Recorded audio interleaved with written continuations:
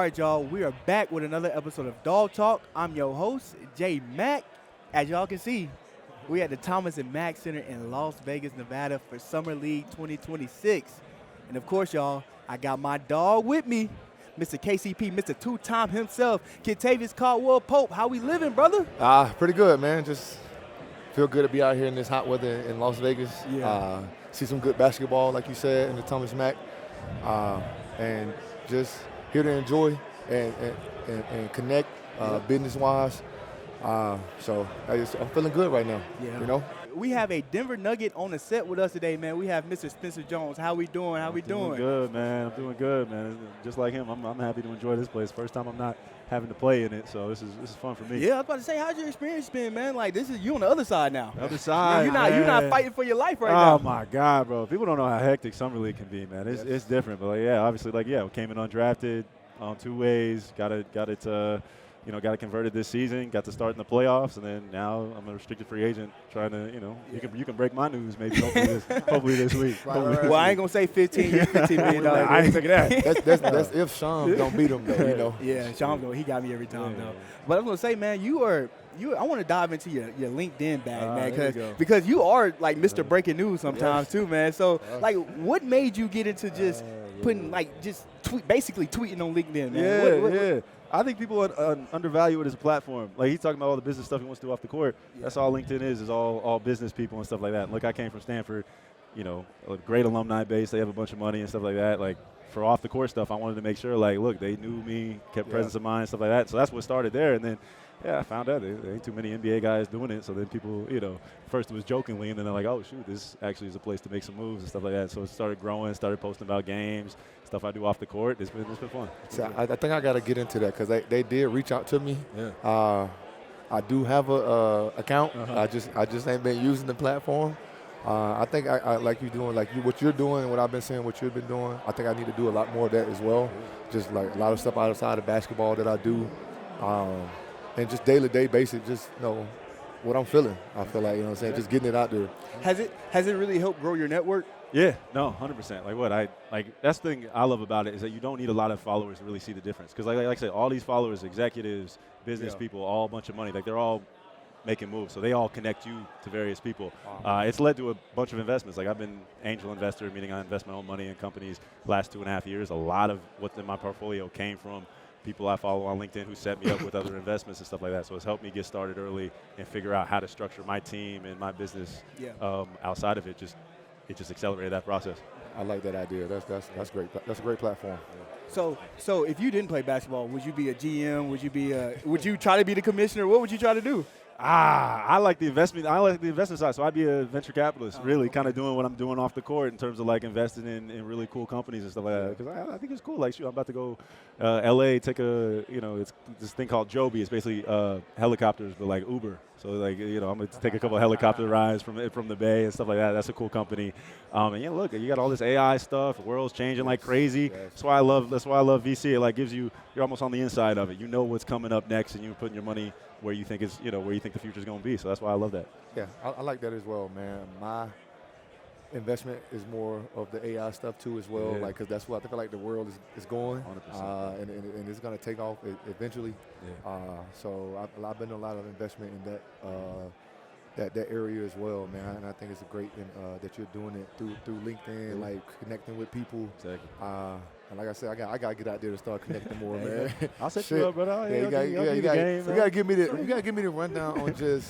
All right, me, I don't like talking about too much stuff on my life, but like I do want to give, the people a little bit outside, of basketball. Like, this is why I started Dawg Talk, the podcast, to make sure like people knew who I was outside of basketball. Exactly. I think going through that LinkedIn, I think that'll be great as well, man, doing it that way. Yeah, exactly. I mean, you can be completely authentic with it. That's also why I like it. Like, it's not like Instagram where you got to constantly do videos and stuff like that.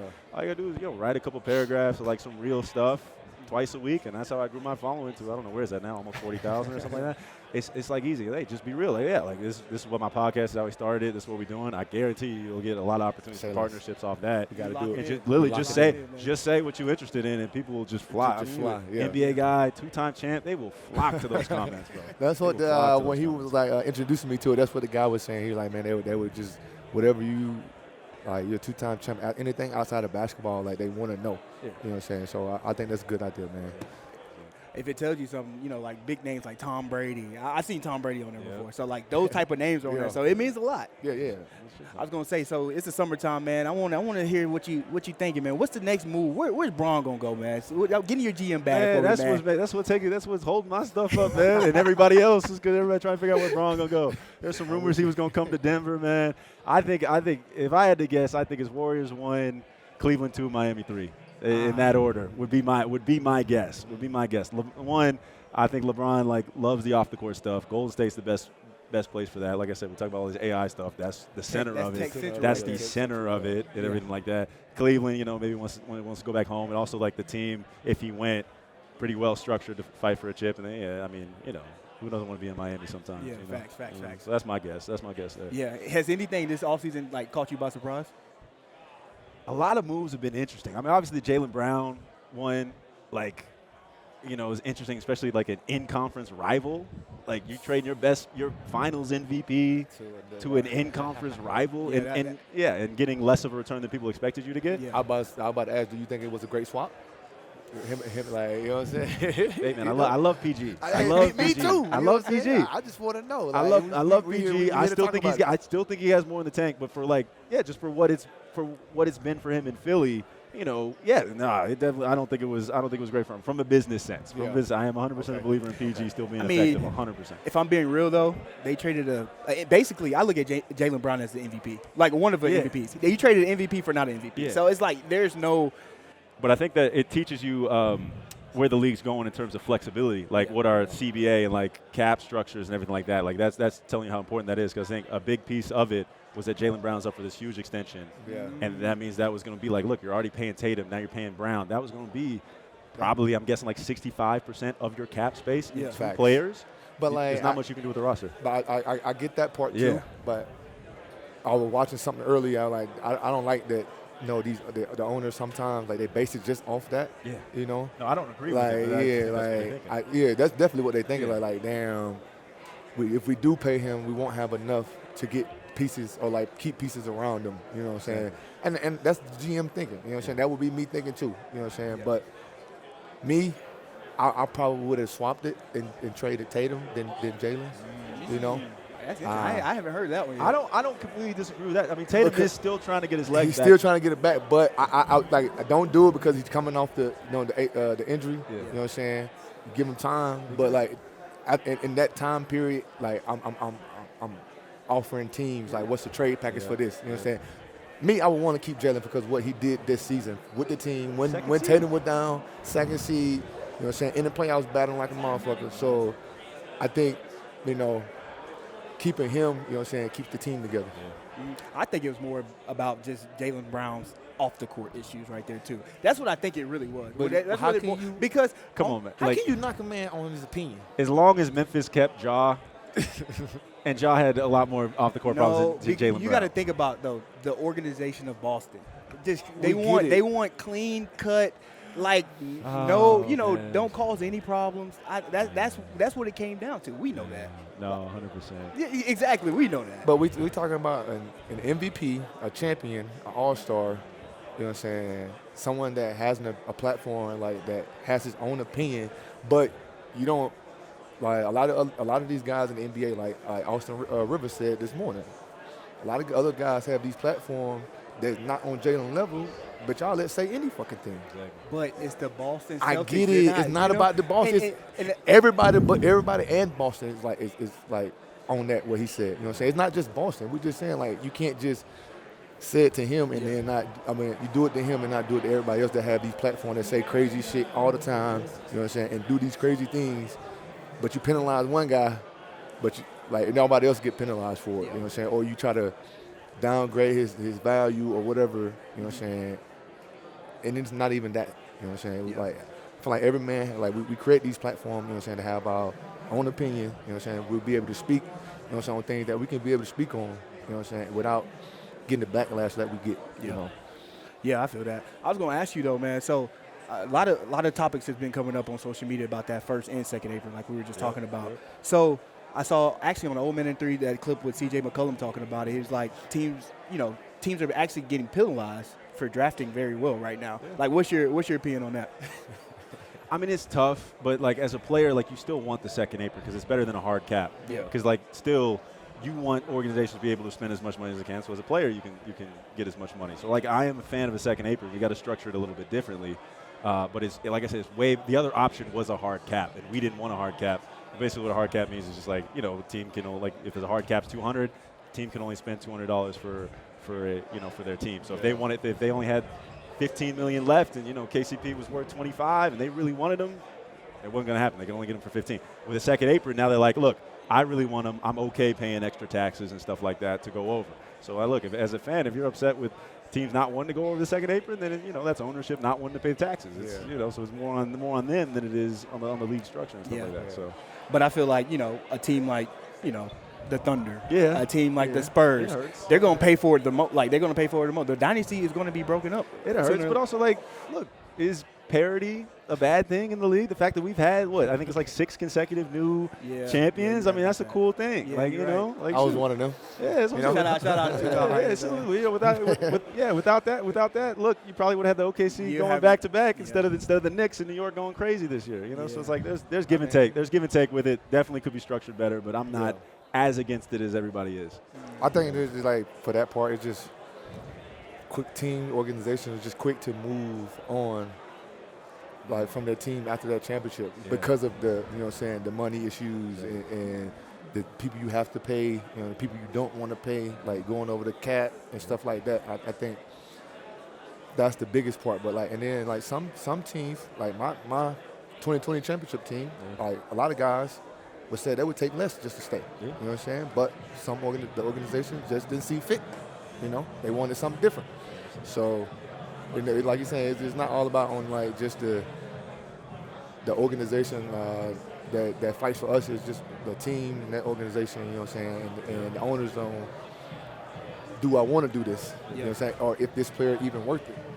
Like it's a lot of thought that goes into like being that GM and like making the right decision too. So man, the second hardest job in the NBA, other than you guys' hard job, is that GM job. It is. That GM job is hard, man. It is, bro. You get some flack. Yeah, it's a risk. Where we all gambling. You know what I'm saying? So like, I'm taking a risk on you. Like if I'm the ownership, I'm expecting you to be at your best. You know what I'm saying? Like every game, like perform for us. You know what I'm saying? Win us games. But like if I'm paying you and none of that happens, like you coming up here, you think you big time, you're not really practicing, you got everything to say. That's the risk I took. You know what I'm saying? So like a lot of owners, that's what I think they in the back of their mind is like, all right, let me see. You know what I'm saying? Like, who knows? I was going to ask you, man. Let's talk about the season a little bit. So, man, going from the G League to the league, man, what was that transition like for you? Because this year you were thrown in the fire. Yep. You were thrown in the fire. So how was that whole transition for you? Yeah, so I fortunate enough not to do any G League this year. But last year, I mean, like G League is, doing the whole two-way thing is crazy. I went up and down, I think 10, 11 times up and down. None of them like you. I don't think any time I got more than a day's notice. Sometimes there was one time I literally got woken up at like 11:30 saying like, hey, you got a flight, 4 a.m., flying over. And this was like my first shot at like some real playing time. Like a flight was at like 5, 6 a.m. or whatever. I had to fly from Grand Rapids, Michigan to Golden State. Wow. I miss the walkthrough. I'm literally showing up like a little bit before like my pre-workout time, so it's a couple hours before. And like, I'm just going through the motions. I'm, doing what I normally do. Don't think anything's changing. Be at the end of the bench. Probably won't get in and stuff like that. And like an hour before the game, defensive coach comes up. He's like, "Hey man, you playing tonight?" And I was like, I thought he was joking. I was like, He's like, no, you playing? Probably like 20, 25 minutes. I'm like, wow. Wait, hold up. I'm like, wait, who's sitting out? And I found out like 6 dudes were sitting out. And like that was like my first opportunity. I played well. I had like 6 points. Played some decent defense and stuff like that. And I feel like and it's so crazy. Like to make it in the league so marginal. I feel like that game got me my second two-way because we flipped management. So I was worried. I thought, man, the GM that brought me in is gone. I didn't think I was going to make it. Yeah. I think that game got me back. And then did well training camp, did pass some guys over the summer. And like I said, did well training camp. And then, got a little bit of tick early in the season, but we're talking like 5 minutes, a couple minutes here to get some defensive stops. Yeah, and then, look, AG goes down, we get some injuries go down, and, all of a sudden thrust into the starting lineup. I'm like, brother, 2 weeks ago I was on the bench. Like a week ago I was on the bench. And I'm starting, bro. And, first game, 0 points. And then you get the nerves out of you. You start playing well. You're like, all right, I belong here and stuff like that. And, look, kudos to my teammates, Jamal, about to get Jokic, to that next, so CB, all of them were great in terms of look, they wanted me to shoot when you're open, take these shots, do not be scared, you're here for a reason and stuff like that. And they were a huge help and stuff like that. But man, that G League stuff is, I mean, look, it's a lot, man. If you can make it through that, you can make it just about through everything. I'm about to say, dude, I've been to the G League is just as competitive as NBA, and I've seen that just going to. I went to one G League game when I was with Orlando Magic. And they was competitive. They were playing the Boston Celtics G League team. Mm-hmm. I was going to ask you, what is the pace different, or what's the main difference? The G League is definitely faster. Oh, it's faster. It's because it's a lot of there's a lot of athletes down there. A lot of them aren't polished, but it's a lot of athletes. So you're getting a lot of possessions. That's why you score a lot. And it's a bit more unstructured. And for somebody like me who's more like a cerebral player, plays for feel and stuff like that, that was an adjustment for me because everybody's trying to get their own and stuff like that. But I think what players make a lot of mistakes is that look, the dudes who are scoring 30 points in the G aren't the ones getting called up because you get called up now you're playing with Jamal Murray and Yoke. You're not getting the ball. You're not getting the ball. Yeah. So you got to prove that look, I can play off these guys. I can make an open shot, I can guard, and then I got some other skills as well. But that's the main things you're going to be doing when you call as up. a fan, it's good that you say that. As a fan, we're looking at I don't know, I'm about to say a random name, Mac McClung. Exactly. We're looking at Mac McClung. We're like, man, 30 points, 10 rebounds, 10 assists. Why can't he get on? Why can't he make a roster? But what? He was on the Sixers G League team or whatever. Is he better than Maxey? Because that's exactly what Maxey's doing. No. So to get him those shots, you got to take him away from Maxey. Yeah. So that's why that's not going to work. That's what players always forget about. But other than that, G League facilities aren't the best. It's harder, maybe a little harder to get for games because people aren't there. Buses a lot. Travel. Almost always on buses. Wait. So you're busing places? You're busing places, man. We're busing all around the Midwest to get to places. I mean, if you're flying commercially, and only 2 guys get the exit rows. Everybody else, we're normal seats and stuff like that. That's crazy, man. It's a grind. I had to get my own flights. Hey, man, I meet you out there. Yeah, all these college guys, man. Hey, NIL's nice, brother. You still got some work ahead of you. Hey, going back to when you had a moment, you know what I'm saying? AG goes down, you step in. Yep. What brought you over that edge to all right, I calm my nerves. What teammate brought you over that edge to hey, bro, you belong here? There was one game I'll remember. And it was because look, you get into a game and coaches and players don't know you, they're gonna test you. They are gonna sag off you and be like, all right, can he? I don't know him. Can he shoot? Yeah. Make sure the ball gets to him and stuff like that. And so I remember being open in the corner a couple times and I missed 3 in a row and they were good misses, in and out, stuff like that. But you're shoot and you also know every shot I'm taking, like I said, is a shot that Yoke and Maul's not taking. So if I'm not making it, the coaches is feel that and stuff like that. Obviously I'm good on the defensive end, so they keep me in and stuff like that. And I hesitated on one, and Maul got mad at me and stuff like that. And he's telling me you better keep shooting, with maybe some expletives. But I'm surprised Jamal even said something to you. No, he started talking a little bit more. He's vocal. He's been a good leader.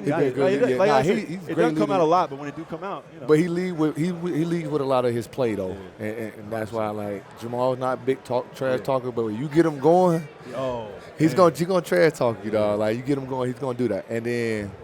I wanted to just know, how is it playing with Jokic? I know, playing with Maul, he's the point guard. He gonna see you. He gonna get you the ball. But just having that dynamic big down there that can shift a whole defense for you. You know what I'm saying? How many? I just want to know how many open shots you get. They're almost all open. they're almost. It feels like they're almost all open, bro. Man. And you cut there's a lot of time in the G, I'd get frustrated because I'd be wide open and be like, man, I'm not getting the ball. Guys aren't seeing me. I don't think Yoke has ever missed me on a cut. I don't think he has ever missed me on a cut. Did you ever think that he didn't see you cutting? No. If he did, and it's at the point where look, if I thought I was open, he didn't pass. I was like, man, maybe I wasn't open. I'm thinking maybe I wasn't open. Right. Stuff like that. He probably saw something. Oh no, I remember. Now, the first Yoke pass I got, I think it was like first game of the season, we played the Warriors. I was just sitting in the corner. He's like all the way on the other side, posting up, not even looking at me. Zips it. Oh, wow. I'm catching it. My feet aren't set. I'm like, it would have been a wide open shot if I was ready for it. And then I drive it and, scoop it, and then I get stopped out. Because this deja vu, why did right? you shoot that ball? This deja vu. Yeah. My first year with Denver, Golden State, I had the same pass. Literally, he was on the elbow, seen the low man rotate and just threw it at me. I was like, oh, shit.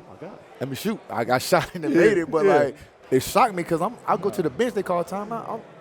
I'm talking to one of the coaches. I was like, I ain't think he seen me. Exactly. You know what I'm saying? I'm wide open. I'm like, man, I hope he see me. Yeah.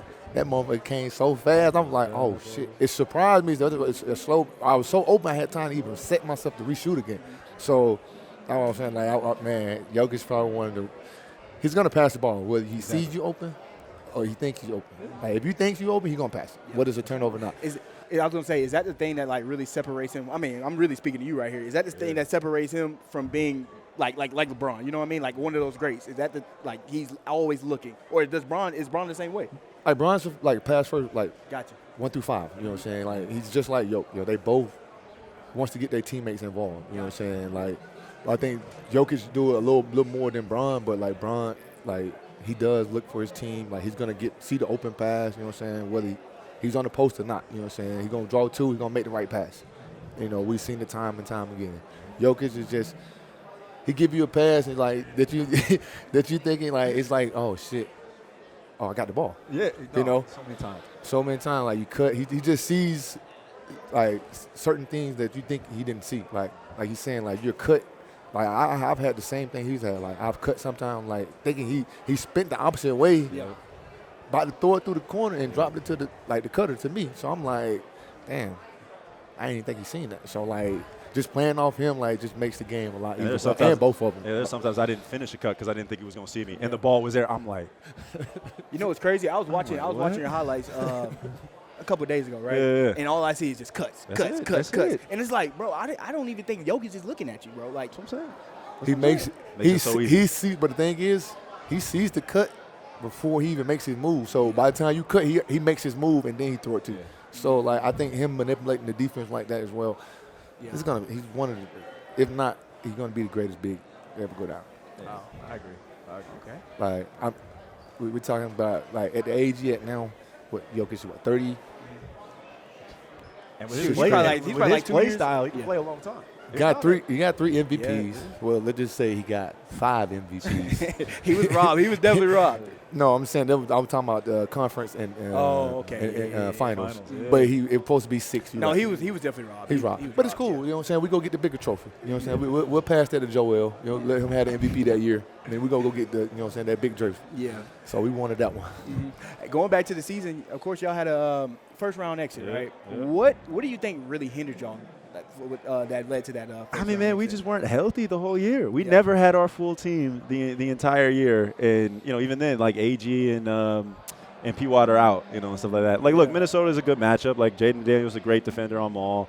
Rudy Gobert, great defender on Yoke. I don't think they can stop these two guys, but they're good defenders for them and stuff like that. And then, they're also big as well. We lose a lot of our defense with those two, so it was a big role for me. I was literally subbed in every time Randall was subbed in because I was kind of the only guy we had left that could handle that type of big body and everything like that. We just look, those are two very physical players that we have, and we lost it. And Minnesota is a very physical team, so we struggled to match that. That was the reason that it went down. We have those two. I feel like it could have been a gentleman's sweep, maybe. I can see that. Yeah, and I feel like that was the biggest issue for us. And it was also just disheartening to just know how good we are and just never have the full team together. That also was wearing on us throughout the season. You had a big moment this postseason too, man. Yeah, it was fun. Yeah, man. What was it? What was it? Game 5? Yeah, it was Game 5. Yeah, we were facing elimination and stuff like that, and man, just get hot, man. Like I said, that's hot. I'm watching. I was watching all the games. 100%. That's the trust that Yoke and the guys had in me. Look, I'm open. I'm gonna shoot it. And stuff like that. So got 20 points. They're gonna need it because the opportunity presented itself. Exactly. You know what I'm saying? Like you said, them guys, P-Watt and AG, which y'all definitely needed. P-Watt definitely stepped up. Yep. But damn. I was waiting on that series too. No, man. We wanted it bad too. Yeah. We wanted it bad too. Hey, Minnesota always been a great matchup with Denver. Like even when I was there, so like I love that matchup. Yeah. But anyway, we're about to get out of here, guys. I just want to say thank you, Spencer, for pulling up on us today, man. Appreciate it. Yeah, we have a whole weekend full of events, so we're probably going to see you around Yeah, anyway. probably. Yeah, that's right. We got Sunday with Kuz and everybody. That's right. We didn't even talk about the event we a part of, man. But let's dive into it right quick. So we got the SLS Summer League Summit. My bad, I messed that up. I butchered that. we have the Summer League Summit going on this weekend. We have a big party on Sunday, but it's all about investing. All about just networking. Everything like that, man. So the summit is just like inviting like NBA guys, some business, entrepreneurs, influencers, everybody just coming together, networking, and trying to just, see if we can better, ourselves in that area. And I think it's a great thing that, Cool is putting together and like for us to be a part of. Shout outs to Cool, man. Like he's doing big time things right now. He's in some great companies. Yeah, so he's in great companies. So like, and I just appreciate him just putting this together for us to be in that world with him. So I gotta ask you one thing before we get out of here. I need the game though. Like I need something to add to the portfolio. What's a company right now that I should add to my portfolio? Company? Yeah, what's one company I should add to my portfolio? Don't give them all. Just tell them we got to check it out. Just give us something we got to check out. Yeah, just give me something. You guys got to check out. Because I know you know something, man. I know you know it. I'm gonna promote one I just invested in. Okay. Robot.com is one. It's a robotics company. Is this the helicopter one? Or No. This is different. These are like robotics and stuff like that. It started as one of those I know you've seen the on-campus delivery ones. If you're in college, you see those robots running around that look like a little box and they got stuff in there. That's how they started. Now they're branching out with a bunch of different robots, and what they're actually trying to do is build a whole marketing around it. Like in terms of look, you see a robot, people like looking at that stuff, right? The companies and everything like that haven't used that as a marketing opportunity in terms of using that to garner attention. So imagine having a robot in the arena help with logistics, or just even a cool robot walking around, the things you can market on it in its display and stuff like that. That's the edge they're trying to use. And then also, they have it for various reasons logistically as well. So that's a cool one I just recently invested in. What's the ticker for that one? What's the ticket? Yeah, what's the ticker? The ticker for that one? We can talk about that off. We can talk about that off. We can talk about that off. We'll talk about that back off camera. I'm trying to get the game, man. But anyway, like I said, appreciate you, dog. Appreciate you, man. Yes, sir. Had a blast. Yeah, we out here all summer league, man. I want to say thank you, Spencer Jones, and thank you, Coos, for putting this on for us. And it's Dawg Talk with KCP and J-Mac. We out.